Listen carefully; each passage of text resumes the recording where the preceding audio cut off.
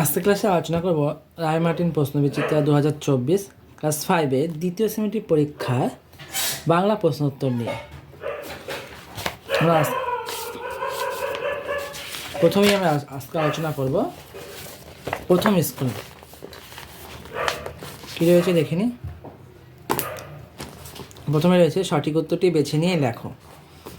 মাটি মানে ছুট কবিতাটি লিখেছেন কে? কার্তিক ঘোষ। বাংলার বাঘ নামে পরিচিত আশুতোষ মুখোপাধ্যায়। জ্যাঠা শব্দটি লিঙ্গ পরিবর্তন জ্যাঠা শব্দটি কোন লিঙ্গে রয়েছে? পুংলিঙ্গে।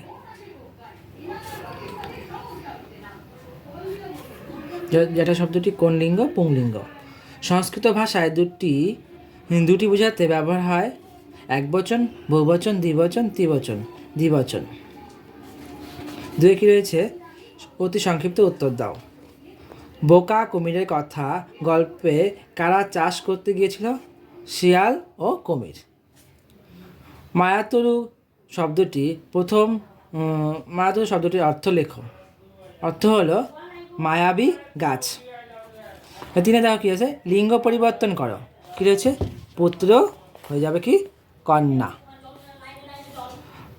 তারপর 4 নম্বর কোশ্চেন রয়েছে ভক্ত শব্দের বহুবচন লেখো। ভক্ত শব্দের বহুবচন হবে ভক্তবৃন্দ। এবার 3 কোশ্চেনগুলো দেখে নিই। নিচের প্রশ্নগুলি সংক্ষিপ্ত উত্তর দাও।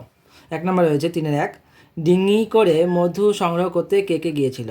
কে গিয়েছিল? 3 জন, ধনাই, আরজান আর কফিল। 2 নম্বর কী রয়েছে? দুপুরবেলা চারিদিক অন্ধকার হয়ে গেল কেন? কারণ দুপুরবেলা ঝড়ের পূর্বাভাস হিসাবে চারিদিক আকাশ কালো করেছিল। কালো করায় সমস্ত কিছু অন্ধকার দেখাচ্ছিল। বুঝতে পারলে? 4 রয়েছে তোমার বিদ্যালয়ের ছাত্রীবাস থেকে তোমার মাকে একটি চিঠি লেখো। এটি দেখে দেখবে তোমাদের ভাষাপাঠ বইয়ের পিছনে রয়েছে। না পারলে সেটা আমি পরবর্তী ক্লাসে দেখিয়ে দেব।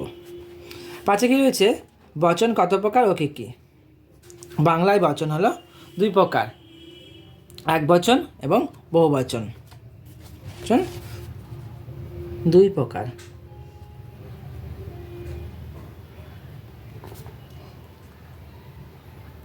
একবচন ও বহুবচন।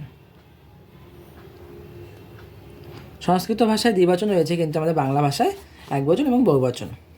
পরের প্রশ্নটি কী রয়েছে? রমেশের দাদা কলেজে অধ্যাপক। দাগ দেওয়া শব্দটির স্ত্রীলিঙ্গ করে বাক্যটি পুনরায় লেখো। তাহলে স্ত্রীলিঙ্গ করতে অধ্যাপকের কি স্ত্রীলিঙ্গ কী হবে? অধ্যাপিকা। আর এখানে দাদা পদটা কী হয়ে যাবে? দিদি। বুঝতে পারলে? আমি লিখে দিচ্ছি এখানে রমেশের দিদি কলেজের অধ্যাপিকা।